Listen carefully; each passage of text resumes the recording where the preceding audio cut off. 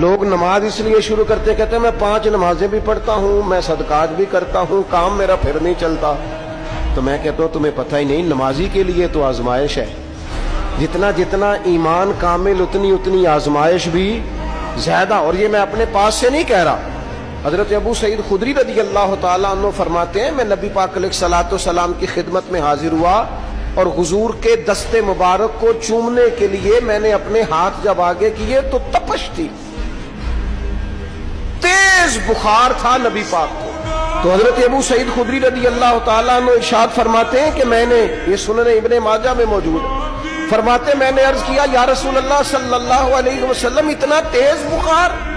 حضور فرمانے لگے ہم پر جو آزمائشیں آتی ہیں نا انبیاء پر، وہ عام لوگوں سے دگنا آتی ہے.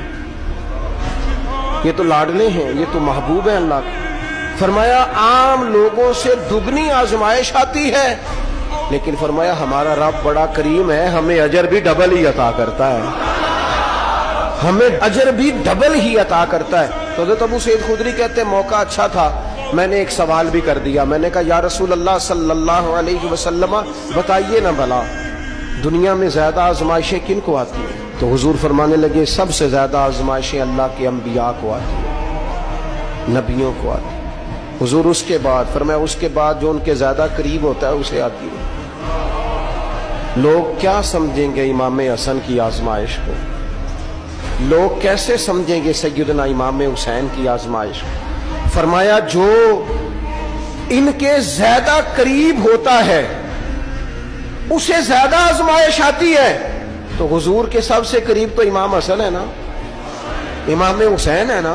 تو کیا سمجھتا ہے قربت بس نسبت کے اظہار کا نام ہے اور بڑے لطف کے ساتھ زندگی گزارنے کا نام ہے؟ تو نبی پاک علیہ الصلوۃ والسلام نے فرمایا بات بڑی مزے کی ہے. فرمایا پھر اللہ کے بعض بندے تو ایسے ہوتے ہیں جنہیں اللہ فقر میں مبتلا کر دیتا ہے. فرمایا ان کے پاس صرف ایک چادر رہ جاتی ہے، اتنا فقر ان کے پاس آتا ہے. لیکن جو حدیث کے آخری لفظ ہیں نا وہ وجد والے ہیں، وہ وجد والے ہیں، وہ سرور والے ہیں. ہمارا یہ مزاج ہوتا ہے کہ میٹھا میٹھا کھا جاؤ اور ذرا کڑوا آ جائے تو سویرے بھی رو شام بھی رو، حال ہی کوئی نہیں، غریبی بڑی، پریشانی بڑی، حضرت صاحب گھر سے بیماری جاتی نہیں. اور جناب کیا بتائیں، بعض لوگ تو ایسے ہیں جن کی بات سن کے لگتا ہے زندگی میں کبھی سوئی ہی نہیں، اتنے بڑے بڑے دکھ سناتے ہیں. او خدا کی رحمت کا بھی تو ذکر کرنا، خدا نے جو تیرے اوپر انعامات کیے ان کا بھی تو ذکر کرنا. ان کا تذکرہ ہی نہیں کر رہا میرا بھائی. نبی پاک علیہ السلام نے فرمایا ان لوگوں پر دکھ آتے ہیں پر قربان ہونے کو جی چاہتا ہے ان لفظوں پر. حضور فرمانے لگے وہ رب کی طرف سے آنے والے دکھ پر بھی اس طرح راضی ہوتے ہیں جس طرح تم میں سے کوئی راحت ملنے پر راضی ہوتا ہے. سکون والی چیز ملنے پر جس طرح تم راضی ہوتے ہو اس طرح وہ دکھوں پر بھی راضی ہوتے ہیں. دکھ قبول محمد بخشا، دکھ قبول محمد بخشا. پر ایک شرط لگائی چھوٹی سی میاں صاحب نے، انہوں نے کہا 100 دفعہ قبول ہے، دکھ 100 دفعہ قبول.